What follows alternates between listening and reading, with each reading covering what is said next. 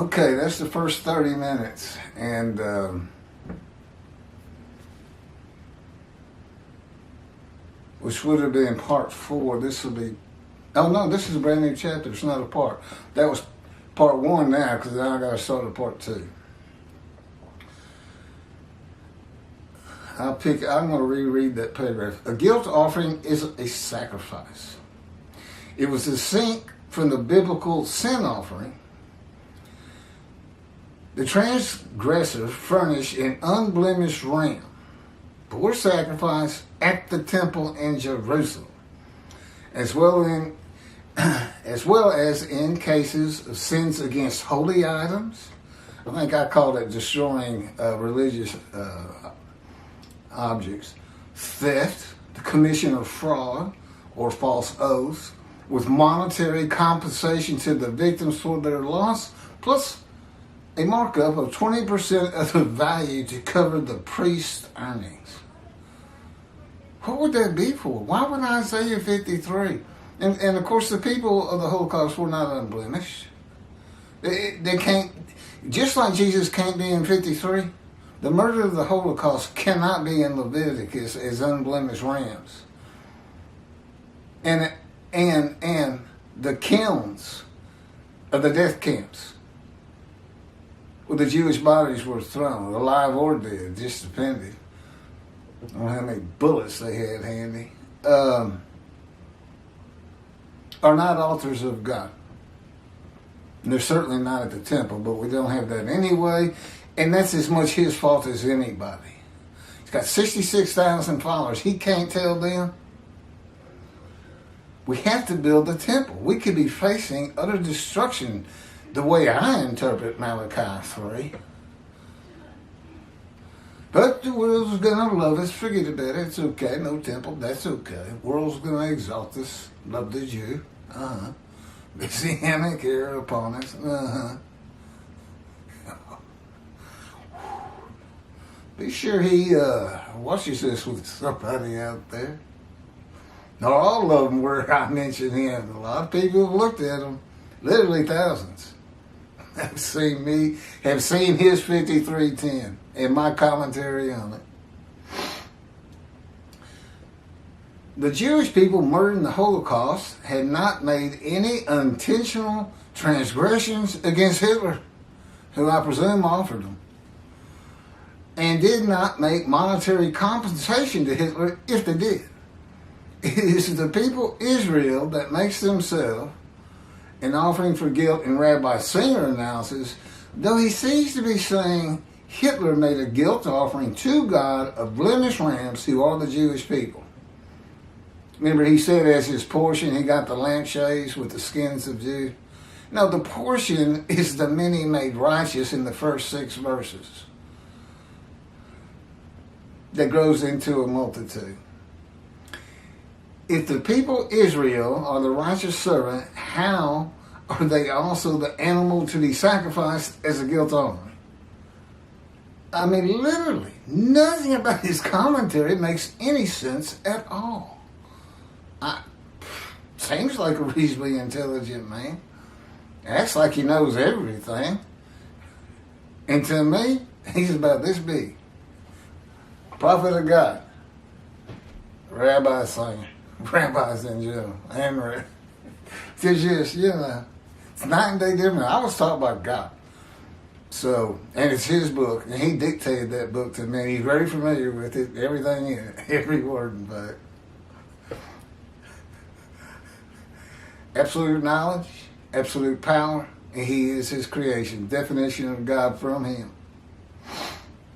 I can attest to that power. Rabbi Singer says, the guilt offering is a fire offering in which all the parts are to go up in smoke, and the hide belongs to the one making the offering.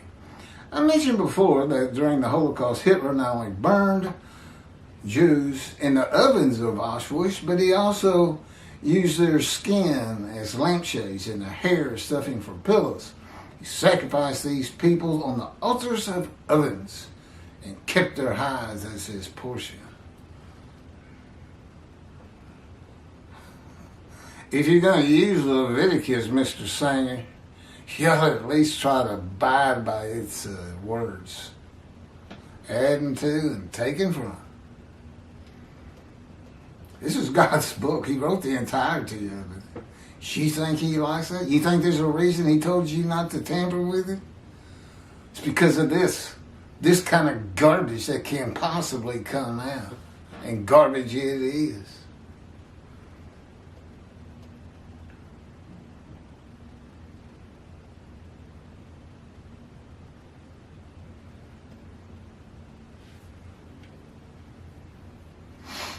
Okay, Isaiah 53:12 also says God's righteous servant is exposed to death. He's exposed to death by disease from an affliction by God. God chose to crush him with disease, but is given long life to make the many righteous. Exposed to death is near death, though he does not die as the victims of the Holocaust did, as Jesus did. God created an animal sacrificial atonement worship system of laws for a primitive, illiterate people to learn what sin, repentance, atonement, and worship are, and to cook their food. That was about as important as anything. Oh, they were still having problems with it in the days of King Solomon. He commanded the Jewish people not to sacrifice their children and told them he no longer wanted their sacrifices through his prophet. The lessons of this teaching tool of the animal atonement worship sacrificial laws of the Torah were concluded, Tovia Singer. God never says these laws are to be applied to human beings substituted for animals. They just flat out just disobeys God, this Tovia Singer. I am his representation, and he is right here governing what comes from my mouth. You think about who's hot and angry at you. You better get a video out there saying 53 is not Isaiah, is not Israel, is what you better get done. And again, I told God, I don't think you have it in you. Too pompous, too arrogant, too ignorant. A rabbi.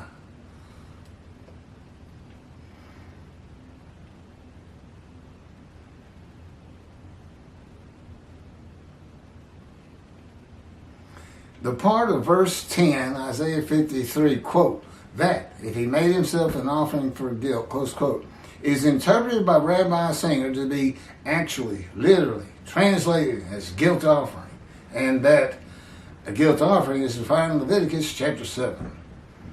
The translation of the Hebrew Bible by the Jewish Publication Society was select academic professors, linguistic professionals, for the task who spent 30 years of their lives creating a completely new English translation, not one that went to Greek, not one that was tampered, tried to be fixed up to make the Hebrew to English better.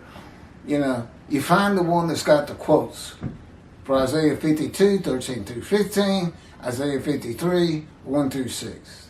That's what you look for. None of them have it. It affects, I tell you, it affects Jews from Judaism and their use of the word exalt.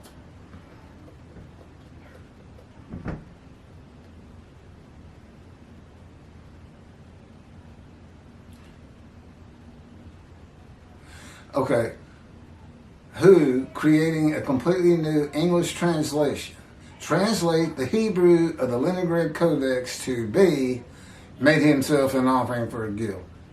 Nothing about a guilt offering. A righteous servant is a man, not an animal. When an interpretation conflicts with God's teachings and laws, you look to what is wrong with the interpretation, not to what is wrong with God's teachings and laws, adding to them or taking from them. Rabbi Singer's interpretation does not fit Isaiah 53:10. Who receives a long life? It is not the murder of the Jewish people, and it is not Hitler. No one. Would God accept an animal sacrifice of blemished humans from the Gentile Hitler? Of course not. Were the victims of the Holocaust crushed with disease that, if they made themselves an offering for guilt, they would receive long life and see their children? No. Are the 6 million murdered Jews of the Holocaust all the Jewish people gathered as one man? Absolutely not. Had they been, we'd have no Jews in the world. And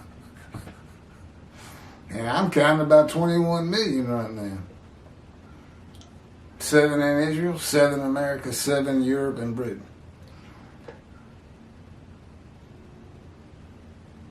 Are the 6 million murdered Jews of the Holocaust all the Jewish people gathered as one man? No. Did God murder 6 million Jews? No. Have the Jewish people as one man made the many and a multitude righteous? The 6 million murdered in the Holocaust did not. Again, I don't know if Hitler's the righteous servant or what he's saying is it's Israel. So all these guilt offerings that don't, it's not one man. Just go figure. Again, an absurdity. Absurdity. The people Israel, the Jewish people gathered as one man Israel, are not God's righteous servant. I am. I fit the verse. I'm the only one. That's his 53:10. You've heard mine. I was crushed with disease. Had lung cancer. Maybe untreatable. Stage 4. Maybe a month to live. Never seen a doctor since, except for some x-rays. Here recently. But given long life, 22 years ago when the planes hit New York. Now that's how you describe 53, you comment on 53:10.